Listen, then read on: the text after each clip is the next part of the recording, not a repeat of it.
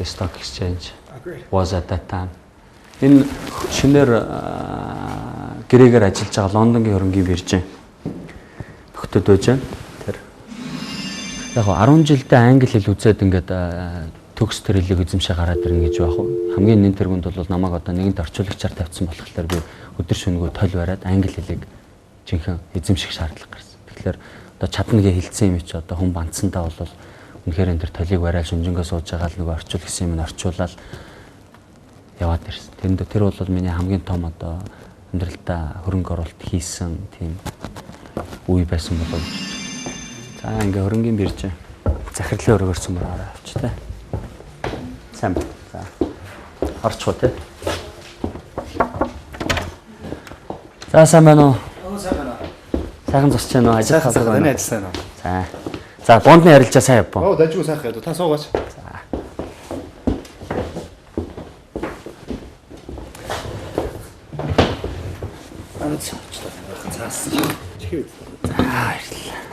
Ерөнхийдөө ажил гайгүй сая нийт 36 тэрбум бонд гарлаа.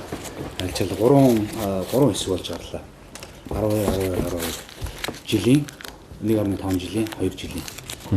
Яг бонд сая дуудлага хөдөлтөнд журмаар арилжаалагдлаа. Тэгээ ерөнхийдөө яг зөв 3 дахь транш буюу 3 дахь бонд бол нийтний 8%-аас 7.4% хүртэл болж болоо. 749% хүртэл болж болоо. Ерөнхийдөө гайгүй амжилттай маш сайн болсон. Ер нь бол энэ банксаагийн чиглэлээр гадны хөрөнгө оруулалтын чиглэлээр гадаадын тэр мөнгөсөн хөгийн тэр операц энэ чиглэлээр манайд одоо ингэж мэрэгсэн хүмүүс олон л байдаг байлгүй дээ. Миний мэдх нь бол дагаан хоёг шүү дээ. Ер нь бол их шуурхай да. Шуурхай. Би бас заримдаа хэлдэг тэнд шуурхайлж байж одоо алдах байл гээд. Тэгэхээр ер нь тийм шуурхай улсууч нь бол юм бүтээдэг. Тийм шуурхай улсууд 3 ажил хийхэд нэг нь алдаж болно, хоёр нь бүтээдэг.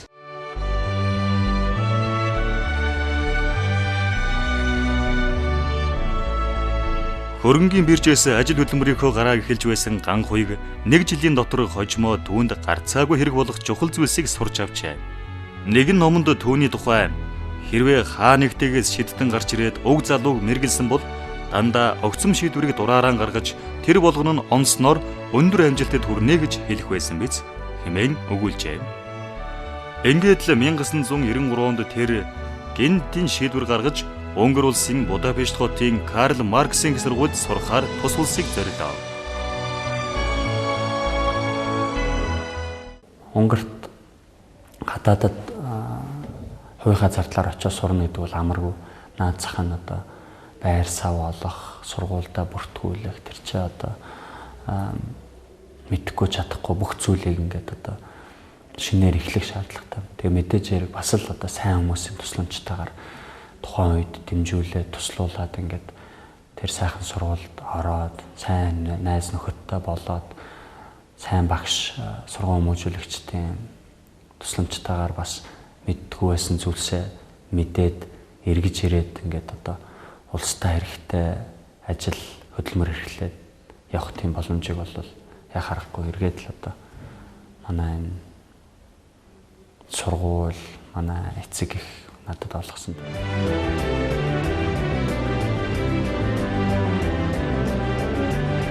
Унгар улс бол түүний амжилттай салшгүй холбоотой.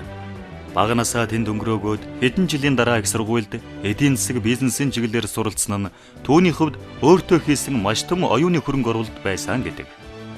Үнний амьдрал болсон хойно бүх зүйл дандаа ногоон гэрлэр бүтэж дардан замаар явдаг байна. Ган хуйгийг эхийг хийж бүтээх хүсэлтэн хөтлөгдөн эрдэм номтой нөхрөлж байх үед аав нь бурхны оронд очсон нь түүнд маш том цохилт болжээ. Гэсэн ч тэр тууштай, туйлбартай, хичээнгүй байсныхаа шанд эх орондоо эргэн ирээд чулууны Ган хуйг гэдэг нэрийг өндөр дөргиж чадсан юм. Одоо ч тэр хിവэрэл байгаа.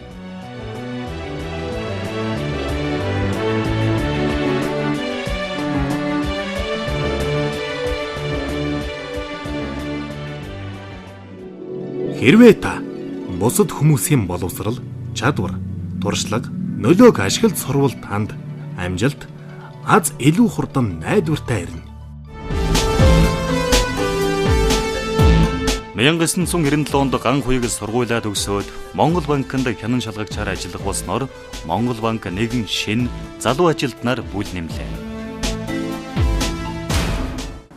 Гэхдээ яг дөнгөж их сургуулаа төгсөж ирээд Монгол банк гэдэг ийм нэр хүндтэй том бүх банкуудыг одоо хяндаг, шалгадаг, мөнгөний бодлогыг хэрэгжүүлдэг байгууллагад орж ирснээр бол би асар их зүйлийг сурах тийм боломж надад бол бүрдсэн гэж бодож байгаа. Энэ бол өөрөө их том боломж байсан. Би тэр боломжийг ч гэсэн ер нь аль болохоор бүрэн гүйцэд ашиглахыг л бол хичээсэн. Өглөө хамгийн эрт ажилдаа ирээд 7 цагаас үржээл суучдаг байсан. Эрт ч ажиллаа дуусгачдаг байсан. Тэр үед бас сургуулаа төгсөж ирээд анхныхаа хүүхэдтэй гэр бүлээ одоо төхнүүлэх гэж энэ ажил бас чамгүй л их байсан да. Ар гэрт чи энт ч тэгээд орж ирснээр гадаадд сурсны бас хэрэг нэлээд гарсан байх яагаад. Энэ 20 настай ширээ Австриас авсан. Тухайн үед Монгол банкны ерөнхийлөгч байсан Жаргал сайхан түүний дүү хөрөнгийн биржийн захирал байсан Зол Жаргал гэдэг хүмүүс. Одоо шадар сай дааган болд тухайн үеийн одоо энэ өмч өвчлөлийн комиссийн дарга энэ нөхдүүд бол ингээд тодорхой шин зүйлүүдийг хийжсэн л да. 2 сая доллараар миний одоо буруу санахгүй байгаа бол 2 сая доллараар хөрөнгийн биржийн засвар Монгол банкны засварыг хийлгэсэн. Та нар харж байгаа энэ шалыг.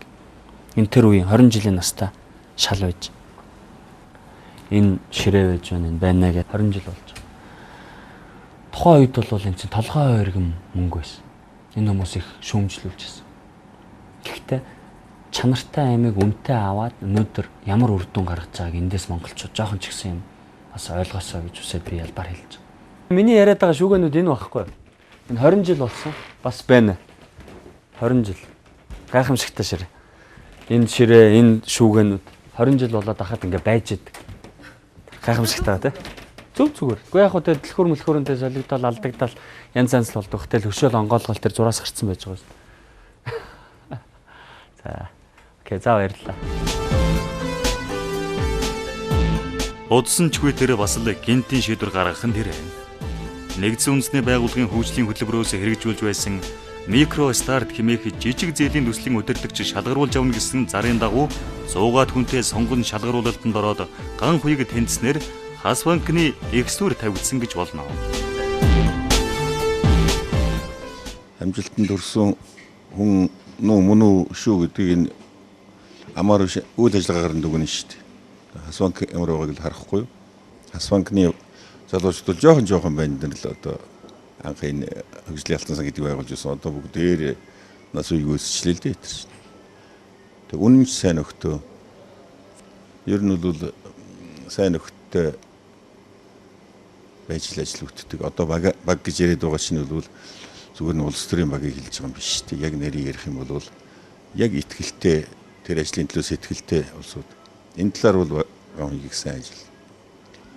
Хоёрдугаар тэр банк санхүүгийнхэн тэр олон улсын хэмжээний төвшний тэр юм авал их сайн мэддэг юм байна гэж би ингэж ажиглаж байна. Гуравдугаар тэр гадаад харилцааг их сайн ашигладаг. Өөрөө одоо хэл ус сайтай хүн юм. Гадаад харилцааны тэр мэдлэг чадвар нь бол өөрийнх нь ажилд их сайн.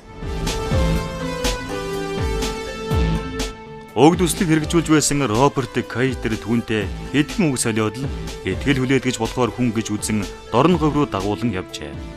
Төслийн багийнхан вагонд явж байх замдаа уг төсөлдөө хөгжлийн алтан сан гэдэг нэрийг өгсөн гэдэг. Энэ үеэс л ганх үеиг төслийн санхүүгийн менежерээр ажиллан хөгжлийн алтан сан компани болтол нь өргөжүүлсэн. Энэ бол Хас банк байгуулагдах үйл явц байлаа.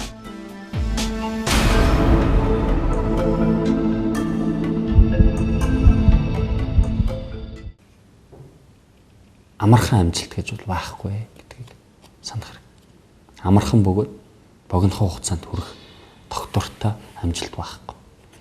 Олимпийн аварга, олимпийн медаль аваад тавцан дээр гараад олон 100 сая хүний өмнө камераар гараад медаль унсаад уйлдаг. тэрний цаана багаасаа эхлээд энэ амьдралдаа хийж болох бусад сайхан хөнгөн шингэн зүйлийг өөрөөсөө харамдж байж тэр бэлтгэл сургуулиудаа анхаарч өөрөөсөө амьдралын хийх одоо хүмүүсийн авдаг зүйлээс татгалзч байж тэр амжилтанд олон жилийн туршид тэмцэлцсэний үндсэн дээр хүрдэг гэдгийг бол санаж ах ёстой л. Хүн биш та амьдралаа амьдрахтаа хоёр арга замаар амьдарч байна гэж. Нэг нь бол ид шид баахгүй. Бурхан баахгүй. Яагаад? Нөгөөх нь болохоор бүх юм ид шид гэж хараад бүх юмыг талархаж хүлээж байгаа. Энэ бол хүний хандлагыг тодорхойлж өгсөн юм гоё үг гэдэг юм. Бидэнтэй тохиолдож байгаа бүх юм бол ид. Бүх юм ид. Тэр цэцэг ургаж байгаа гайхамшигтай. Та эдэнчээ зогсож байна. Гайхамшигтай. Би энэчээ сууж байна. Бас гайхамшигтай. Миний хүүхдүүд бас гайхамшиг. Авгаатайгаа учирсан маань гайхамшиг. Монгол улсад төрсэн маань гайхамшиг. Одоо гадаа зам болж байгаа нь өөрөө гайхамшиг гэдэг. Ингээ бүх юмыг ингээ нэг зүгээр ингээ цаанаасаа байх ёстой юм шиг ингээ битүүлж байгаа. Энэ бол зүгээр тохиолж байгаа гайхамшиг гэдэг байдлаар хүлээж авбал илүү сэтгэл ханамжтай, аз жаргалтай. Тэгээд тэрнийхээ үр дүнд илүү бүтээмжтэй амьдардаг гэж бодож байна.